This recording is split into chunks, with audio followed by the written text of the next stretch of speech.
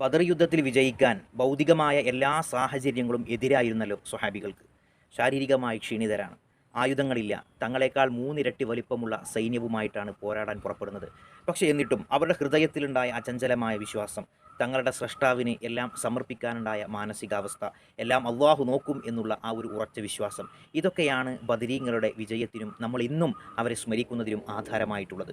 ഈ ഒരു അവസരത്തിൽ നമുക്ക് മനസ്സിലാക്കേണ്ട ഗുണപാഠം എന്താണ്? നമുക്ക് അചഞ്ചലമായ വിശ്വാസമുണ്ടെങ്കിൽ, നമ്മുടെ പ്രശ്നങ്ങളെല്ലാം അള്ളാഹുവിലേക്ക് സമർപ്പിക്കാൻ നമ്മൾ തയ്യാറാണെങ്കിൽ, അള്ളാഹു നമ്മുടെ ഹൃദയത്തിൽ അക്ബറായാൽ, അള്ളാഹു വലിയവനായാൽ, നമ്മുടെ മറ്റെല്ലാ പ്രശ്നങ്ങളും ഒന്നുമല്ലാതെയായി പോകുമെന്നാണ് മഹദി സുലൈഖ ബീവി യൂസുഫ് നബിയെ സ്ത്രീകളുടെ ഇടയിലൂടെ കൊണ്ടുവരുന്നപ്പോൾ പരിശുദ്ധ ഖുർആൻ ആ സന്ദർഭം പറഞ്ഞത്, ഫലമാർ ഐനഹു അക്ബർനഹു. ആ സ്ത്രീകൾ യൂസുഫ് നബിയെ കണ്ടപ്പോൾ അവർക്ക് യൂസുഫ് നബി വലുതായിട്ട് അനുഭവപ്പെട്ടു, ബാക്കിയുള്ളതെല്ലാം അവർക്കൊന്നും അറിയാതെയായി, ചുറ്റുള്ളതൊന്നും അവർക്ക് കാണാൻ സാധിച്ചില്ല. ഈ രീതിയിലാണ് അള്ളാഹു നമ്മുടെ ഹൃദയത്തിൽ വലിയവനായി കഴിഞ്ഞാൽ ബാക്കിയുള്ള പ്രശ്നങ്ങളൊക്കെ നമുക്കൊരു പ്രശ്നങ്ങളല്ലാതായി തീരും. അള്ളാഹു സ്വീകരിക്കട്ടെ. അസ്സലാമു അലൈക്കും.